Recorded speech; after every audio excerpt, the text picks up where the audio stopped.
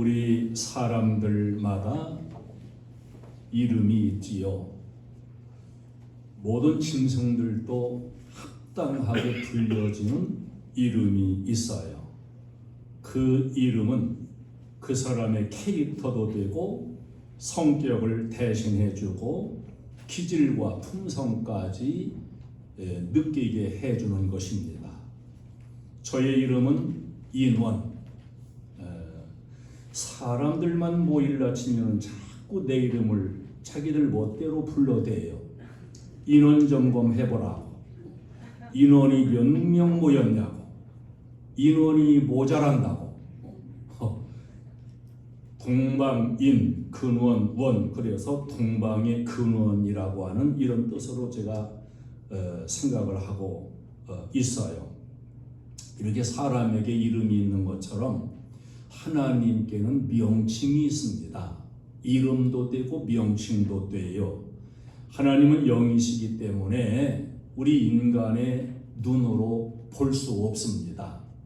그래서 하나님은 여러 그 속성에 따른 명칭을 우리에게 가르쳐 주셨어요. 지금 오후 예배는 계속해서 보이지 않지만은 이러한 방향으로 조명되는 그 하나님의 명칭에 대해서 쭉 설교를 하고 있습니다. 하나님께는 여러 다양한 명칭, 이름들이 있는 것을 볼 수가 있고 그 명칭들은 하나님의 인격과 특징, 품성, 하나님의 하나님 되심을 잘 나타내 주는 그런 명칭으로 우리에게 계시해 주고 있습니다. 하나님은 보이지 않고 색깔도 없고 과연 하나님은 어떤 분이신가? 하나님을 아는 신학은 모든 학문보다 그래서 더 깊은 학문입니다. 하나님이 어떤 분이신가에 대해서 아는 만큼, 이해하는 만큼 그분을 진실로 믿을 수도 있고 사랑할 수도 있고 섬길 수도 있고 의지할 수도 있는 거예요. 시편 9편 10절에 보면 여호와여 주의 이름을 아는 자는 주를 의지하오리니. 하나님을 아는 만큼 의지할 수도 있고 믿음도 가질 수가 있는 겁니다. 오늘 이 엘로힘 하나님, 이 엘로힘이라는 이름은 하나님의 이름 중에 제일 대표적인 이름이에요. 엘로힘, 강한 자요, 능력자요, 창조자라는 의미를 가진 그런 이름 뜻입니다. 하나님은 육의 눈으로 볼 수 없지만 전능하신 분이고 그분은 천지 만물을 창조하신 능력자다. 엘로힘이라고 하는 단어는 2500번이나 등장되는 명칭입니다. 창세기 1장에서만 해도 31번이나 기록된 대표적인 이름이에요. 성경이 처음 열려지며 시작되는 1장 1절 태초에 하나님이 천지를 창조하시니라. 이 하나님이 바로 엘로힘 하나님이십니다. 오늘 이 엘로힘이라는 단어, 하나님 명칭 속에 담겨 있는 그 뜻과 의미를 더 잘 이해하시고 하나님께 대한 더 깊은 믿음으로 채워지는 이런 은혜가 있기를 주님의 이름으로 축원합니다. 엘로힘으로 명칭된 하나님은 어떤 분이시냐? 만물을 창조하신 창조자이시다는 의미를 이 속에 품고 있습니다. 성경이 시작되는 1장 1절 엘로힘 하나님이 천지를 창조하신 하나님이심을 선언하는 것으로 성경의 역사가 열려지고 시작됩니다. 1장 2절에 보면은 혼돈, 공허, 흑암의 상태에 있던 이 천지를 질서 있게 아름답게 창조하신 하나님으로 계시해 줍니다. 3절부터 이하로 쭉 가면서 빛이 있으라.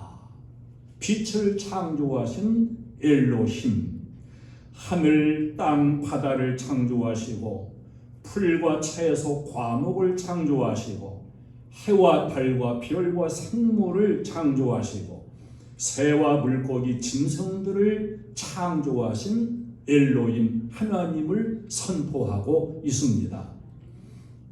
이 세상의 과학자들은 진화론에 대해서도 주장하는 것이 있지만은 그건 어디까지나 학문적인 추측일 뿐이며 성경은 일관성 있게 창조는 하나님의 능력과 지혜의 결과인 것을 증언해 주고 있습니다.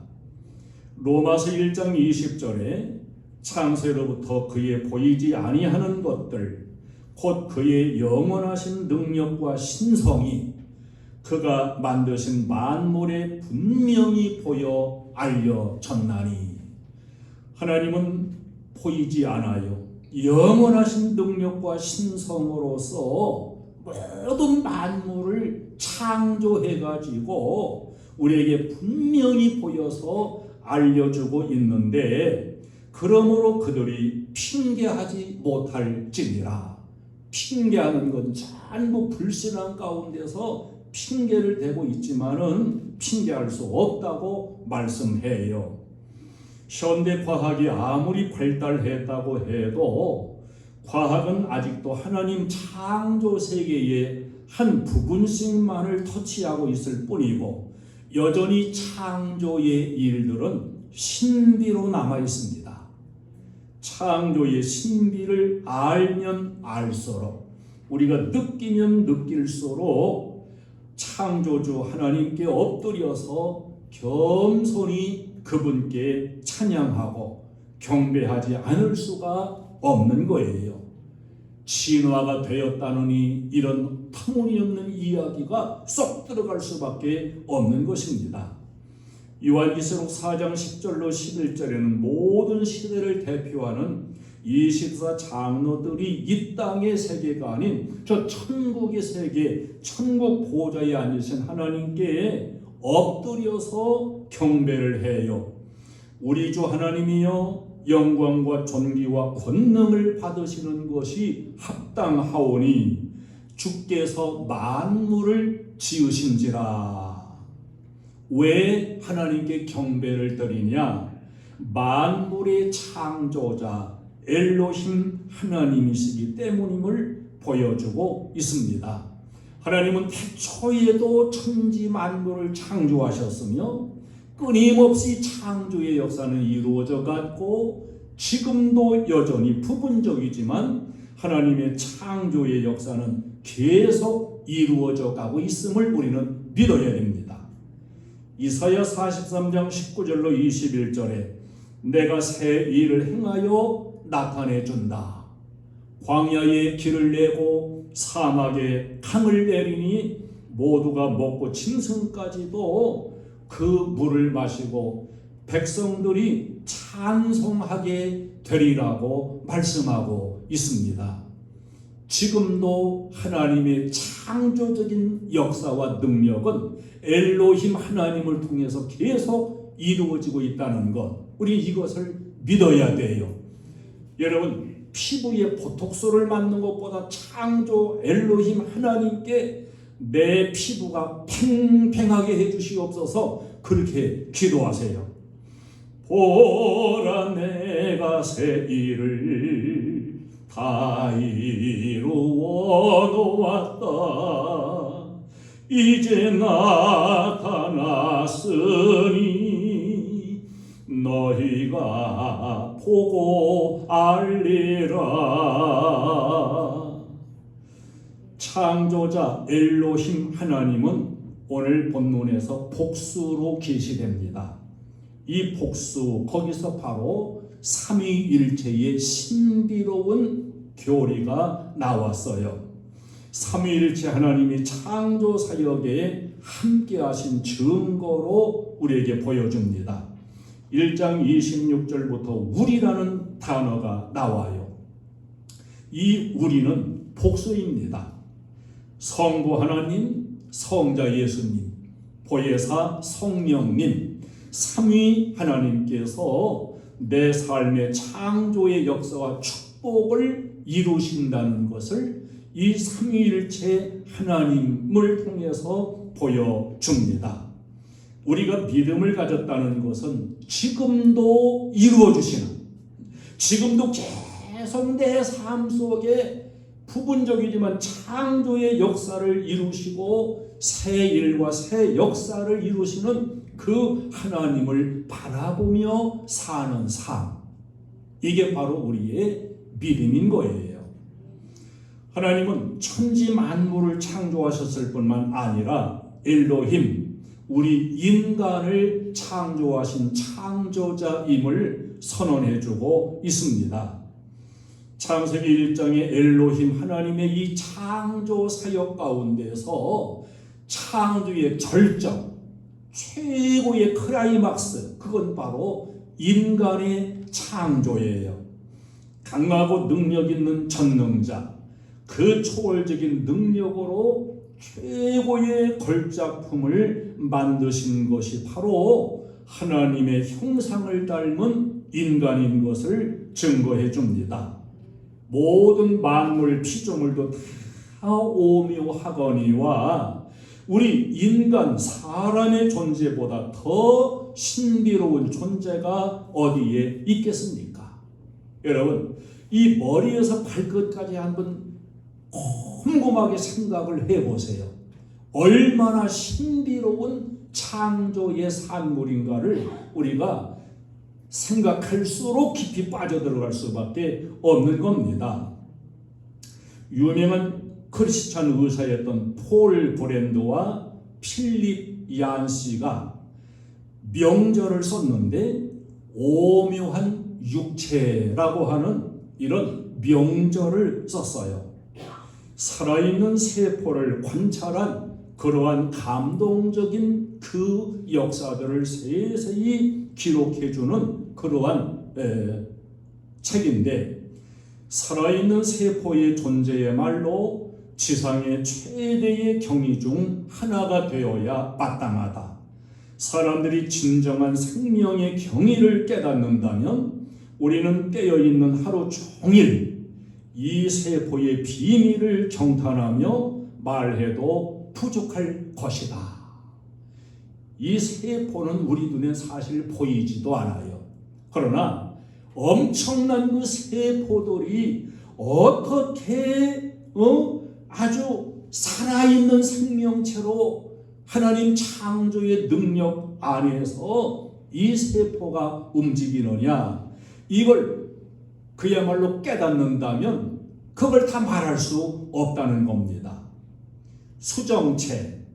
수정체가 9개월에 걸쳐가지고 정교한 능력 속에 기능을 나누는 세포들이 수십억 개의 혈구를 만들어내고 수백만 개의 강상체와 원추체가 생겨나는데, 단 하나의 수정된 난세포에서 10조 개에 이르는, 그러면 10조 개에 이르는 세포가 상상되십니까? 그 보이지도 않는 그런 수정체에서 9개월 동안 계속해서 이게 창조가 일어나 10조 개에 이르는 세포가 생성이 되고, 그래서 마침내 한 인간이 태어나게 된다는 겁니다. 도대체 무엇으로 이 신비를 설명할 수 있단 말인가? 그저 우리 인생은 감격할 뿐이지, 입이 딱 벌어질 뿐이지, 거기에 대해서 어떻게 그 작은 수정체에서 9개월 동안의 한 인생이 이렇게 만들어지는가, 다 설명도 못하고 그 신비를 알 수도 없는 겁니다. 시편 139편 14절에서는 내가 주께 감사하오면 나를 지으심이 심히 기묘하심이라 이렇게 고백하고 있어요. 그렇습니다. 내 이 몸 10조 개에 이르는 이 몸을 창조해 주신 하나님의 그 신묘한 일은 그저 우리가 기묘하다고 표현밖에 더는 표현할 수가 없는 거지요. 이 창세기 1장에서 엘로힘 다음으로 많이 나오는 단어가 종류대로 이 단어가 나와요. 말은 말같이, 소는 소같이, 사자는 사자같이, 원숭이는 원숭이같이 종류대로 종자대로 지으셨다고 증거해 줍니다. 그런데 사람은 하나님같이 창조하셨노라고 말씀해 주고 있어요. 엘로힘 하나님은 놀라운 능력으로 하나님 자신을 쏙 빼 닮은 그런 존재를 만드셨습니다. 그래서 우리 인생은 하나님처럼 인격을 가지고 있고 알고 느끼고 판단하고 사랑할 수 있고 창조할 수 있고 모든 동물이나 만물보다도 우리 사람은 하나님의 특별한 대상, 기대의 대상으로 창조하셨다는 것을 말씀해 줍니다.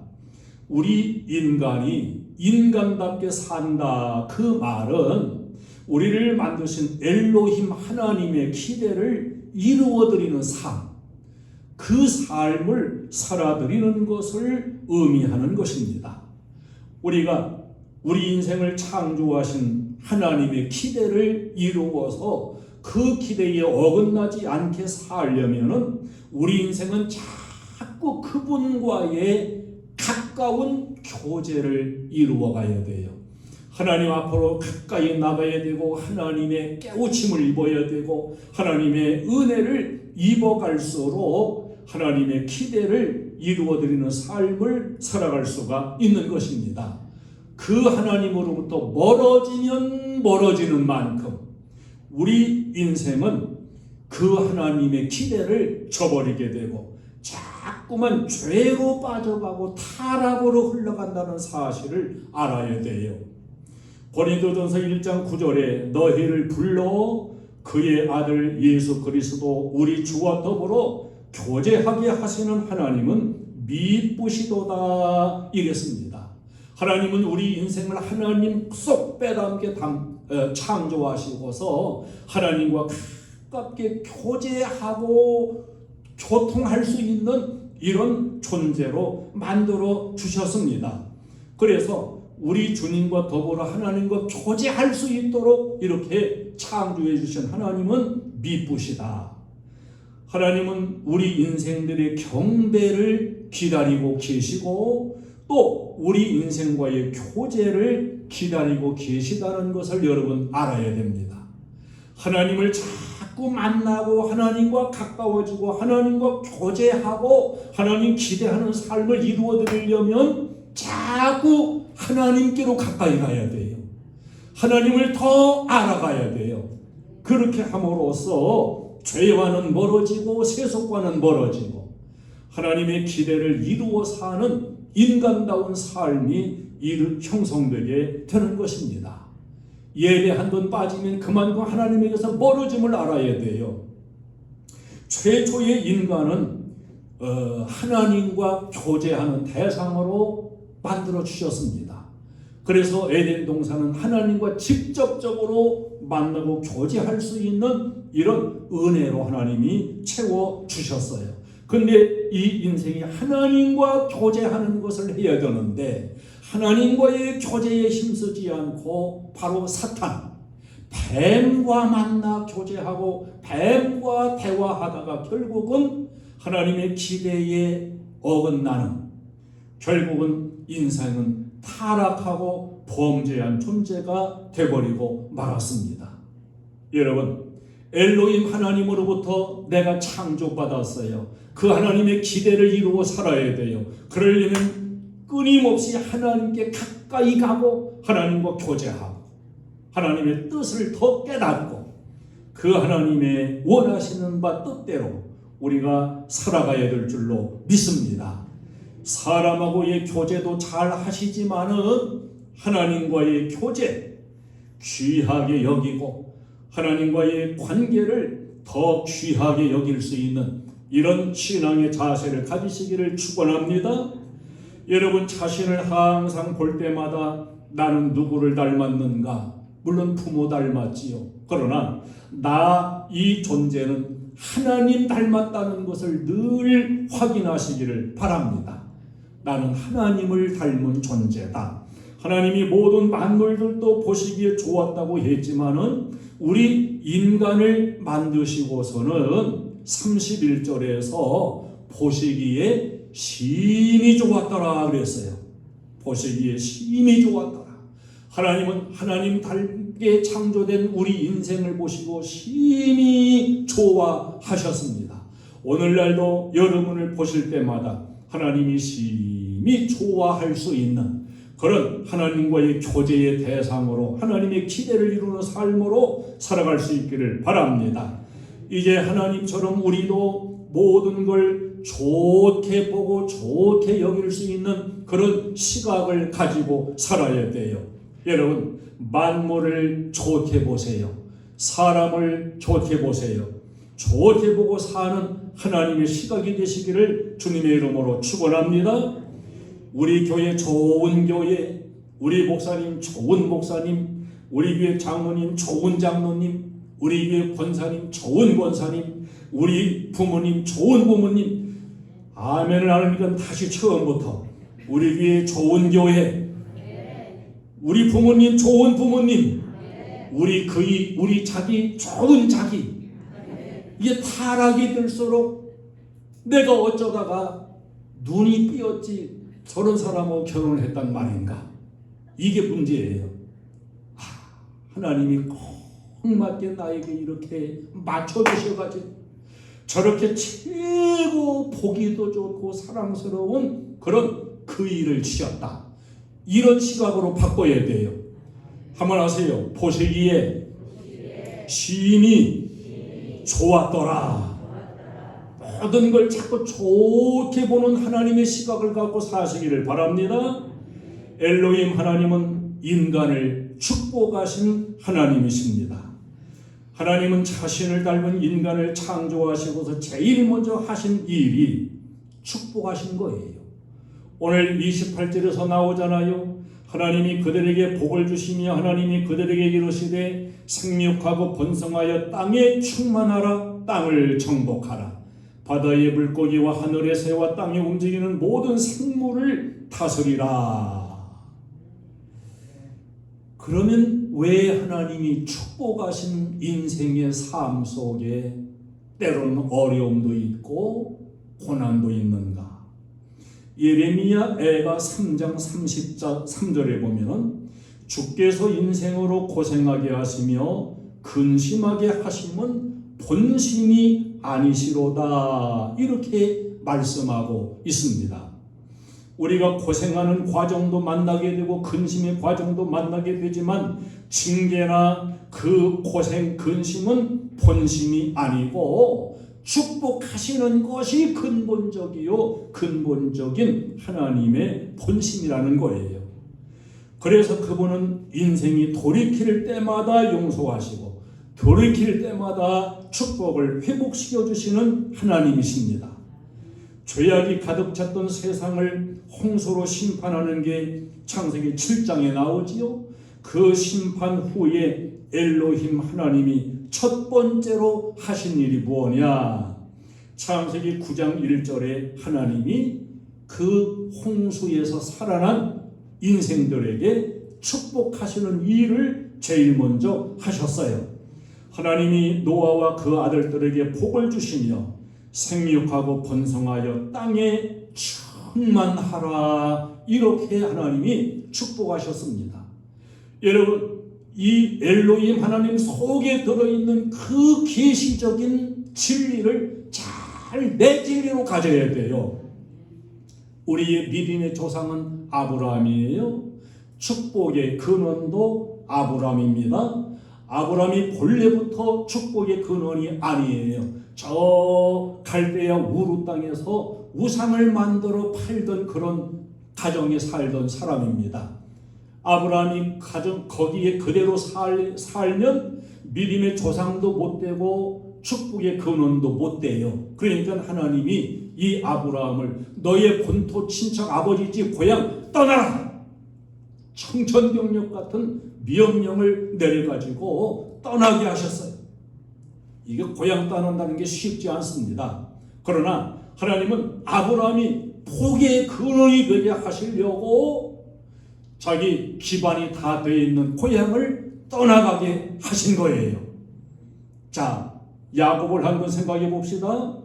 야곱은 부모 밑에서 엄마의 그 치맛자락에서 벗어나지 못하는 마마보이 같던 그러한 아들이었어요. 여성적이었어요. 부끄러움도 많이 타고 담대함도 없었어요. 그대로 놔두면 이 야곱은 마마보이로 약한 존재로 살아갈 수밖에 없어요. 그러니까 하나님이 야곱을 엄마 치맛자락에서 때려와요. 죽음의 위기까지 겪게 해서 도망치게 해가지고 그 사랑받고 온상 속에 꽃처럼 자라던 야곱을 떨어뜨려요. 그래서 빨리 외삼촌 집에 가서 머슴살이도 하고. 왜 그랬을까요?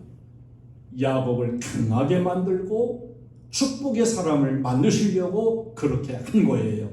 요셉을 한번 생각해 보세요. 요셉은 옷을 입어도 채색 옷, 그냥 아주 메이커 옷만 입고요. 자기 집에서 그대로 살았으면 일도 안 하고 아주 그냥 저 왕자병 같이 그렇게 살았을 사람이에요. 하나님이 요셉을 그냥 놔두지 않았어요. 형들을 통해 팔게는 했지만은 하나님이 이 요셉을 왕자병적으로 그저 부모 품 안에서 그냥 안락하게 살게 놔두지 않고서 종으로 팔려가게 만들어가지고 결국은 요셉이 애굽의 총리가 되고 많은 사람을 구원하는 이런 구원자로 하나님이 쓰셨던 것을 우리는 성경적으로 볼 수가 있습니다. 만약에 야곱도 요셉도 또 아브라함도 그대로 살게 놔뒀더라면 별 볼 일 없는 사람이에요. 하나님이 가차없이 정도 끊게 하고 고통도 받게 하고 떨어지게 하고 이렇게 해서 훌륭한 사람, 축복의 사람을 만드신 것이 엘로힘 하나님의 역사예요. 자, 그 하나님은 지금도 여러분들을 축복의 삶으로 이끌어 가시려고 때로는 어려운 과정도 겪게도 하시고 세상적인 데서도 떠나게도 하시고 때로는 몸속의 고통을 통해서라도 하나님께로 이끌림을 받게 하시고 그분은 오늘날도 하나님의 자녀 축복의 길로 인도하시려고 사랑하던 데 안락한 데서 떼어놓 놓으시고 고통도 당하게 하시면서 축복의 길로 인도하시는 하나님이십니다. 할렐루야. 그 하나님을 바라보며 그분의 섭리와 숨겨진 뜻을 아는 사람은 오늘이란 시간 고난이 있어도 인내하고 내일의 축복을 바라보면서 힘을 내고 결국은 축복의 사람으로 승리의 사람으로 이렇게 나아가게 만드시는 엘로힘 축복자의 하나님, 여러분 그대로 믿으시기를 축원합니다. 힘을 내세요, 힘을 내세요. 주님이 일하고 계시잖아요. 주님이 함께함을 믿는다면 어떤 역경도 고난도 이길 수 있잖아요. 아멘. 왜 나를 예수 믿게 했는가? 예수 안 믿었으면 좀 더 편안했을 수도 있는데 왜 나를 여러 과정을 통해 예수 믿도록 이끌어 주셨는가? 엘로힘 하나님이 여러분을 축복의 길로 가게 하려고 그렇게 인도하셨음을 깨닫고 믿으시기를 축원합니다. 하나님은 오늘날 우리들도 아브라함같이, 야곱같이, 요셉같이 그렇게 축복을 받은 자, 축복을 누리는 자, 축복자로 살고 축복의 통로로 쓰임받기를 원하시는 하나님이십니다. 여러분, 복의 근원이 되시기를 축원합니다. 세계적인 베스트셀러 긍정의 힘이라는 책을 쓴 조엘 오스틴 목사님이라는 분이 있어요. 이분은 축복을 사역화해야 한다, 이렇게 강력하게 주장하는 분인데, 이분과 그 교회 성도들은 축복을 서약하고 축복을 생활화하고 있다고 합니다. 축복을 생활화하고 축복을 사역화한 그 결과 설명을 다할 수 없는 놀라운 축복들을 경험하게 되었노라고 이렇게 증거를 하고 있습니다. 비판은 건강한 비판까지라도 잘못된 행동을 다소 늦춘다거나 교정시킬 수는 있지만 인간을 변화시킬 수는 없다는 거예요. 이 축복은 인간을 변화시키는 방법이 되는 것이라고 주장을 하고 있습니다. 아내가 변하지 않는 까닭이 무엇이냐? 남편이 아내를 축복하지 않기 때문이라는 거예요. 남편이 변화되지 않는 이유가 무엇이냐? 아내가 남편을 축복하지 않기 때문이라는 겁니다. 자녀가 변화되지 않는 이유가 까닭이 무엇이냐? 부모가 그 자녀를 축복하지 않기 때문이라는 거예요. 이제 여러분, 오늘 깨닫고서 여러분도 축복하며 살기로 마음에 굳게 다짐하시기를 바랍니다. 남편을 축복하고 아내를 축복하고 자녀를 축복하고 축복의 말을 하기로 마음에 다짐을 하세요. 나도 하나님 앞에 축복의 사람이 되겠노라고 두 주먹을 불끈 쥐고 결심하고 결단할 수 있기를 주님의 이름으로 축원합니다. 여러분 가정에서는 축복의 말이 계속 울려나고 축복하고 남편이 변하고 아내가 변하고 자녀가 변하고 축복을 생활화해서 살아가는 이러한 삶에 대한 결심, 여러분 다 그 결심을 가지시기를 바랍니다. 비난과 비판의 습관 대신에 칭찬과 축복하는 습관을 가지고 살겠다, 이렇게 결심하세요. 우리의 삶의 방식과 방향을 이제 엘로힘 하나님께로 자꾸 바꾸어 가야 됩니다. 그분이 가르쳐 주시는 방식대로 살아가고 그분이 약속대로 하신 약속을 바라보고 살아가야 됩니다. 엘로힘 하나님의 능력과 축복이 여러분에게도 활짝 열려지게 될 것입니다. 엘로힘 하나님은 만물의 창조자, 엘로힘 하나님은 나를 창조하신 전능자, 엘로힘 하나님은 우리 인생을 축복하시는 하나님. 이 엘로힘 하나님 항상 바라보고 붙잡고 흔들림 없이 온전한 믿음 위에 굳게 서는 저와 여러분 되시기를 주님의 이름으로 축원합니다. 찬송을 드리겠습니다.